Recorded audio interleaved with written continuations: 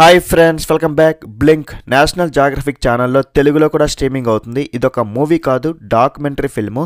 ఏంటి 4 days అయిపోయాయి, reviews ఏమీ రావట్లేదు అనుకుంటున్నారా? ఈ న్యూ ఇయర్లో క్రావెన్ ద హంటర్ అనే రాడ్ మూవీ చేసి బ్యాడ్గా స్టార్ట్ అయింది. అలానే ఒక 4 డబ్బింగ్ రాడ్ మూవీస్ వచ్చే రివ్యూ చేయడానికి కూడా పనికిరావు, అంత వరస్ట్గా ఉన్నాయి. న్యూ ఇయర్లో మినిమం యావరేజ్ మూవీ అయినా ఉండాలి కదా అని స్కిప్ చేశా. Number 1 rod movie glorious 7, second casino Bangladesh movie, మూడో చైనా పీస్ ద వోమ్ వ్యాలీ, ఇంకొక చైనా పీస్ వెలసిరాప్టర్. వీటినైతే వదిలేయండి, చెప్పాల్సింది చెప్పా, మీ ఇష్టం. ఇంకా అలా అని వీడియోస్ చేయకపోతే కూడా బాగోదు కదా అని ఎలాగైతే నేను స్టార్ట్ చేశా.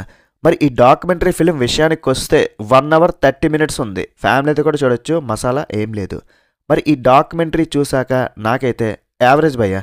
సింపుల్గా టైంపాస్ కోసం డిస్కవరీ ఛానల్ కానీ నేషనల్ జాగ్రఫిక్ ఛానల్ కానీ ఒక 1.5 hour పెట్టుకొని చూద్దాంలే టైంపాస్ కోసం అంటే ఒకసారి అలా ట్రై చేయొచ్చు, లేదా మిస్ చేసినా పర్లే, మరీ ఫీల్ అవ్వాల్సిన అవసరం అయితే లేదు.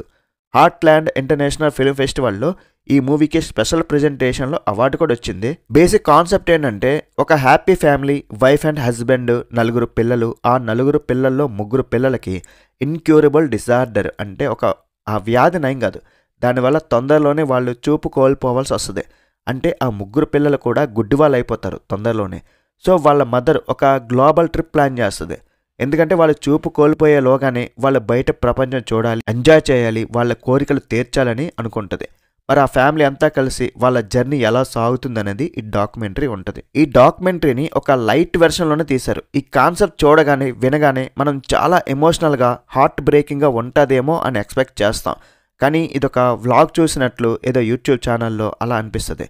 ఎక్కడ ఎమోషనల్గా ఏమనిపించదు. అయితే మాటలు బాగుంటాయి, కొన్ని లైఫ్ గురించి మంచి బ్యాక్గ్రౌండ్ స్కోర్ చాలా ఫీల్ ఇచ్చింది. బ్యూటిఫుల్ లొకేషన్స్, విజువల్స్ కూడా బాగుంటాయి. ఫ్యామిలీ అంతా ట్రిప్కు బయలుదేరుతారు, కొన్ని దేశాలు తిరుగుతారు, ఎంజాయ్ చేస్తారు, వాటి గురించి చెప్తుంటారు, మాట్లాడుతుంటారు. ఇంతే ఉంటుంది.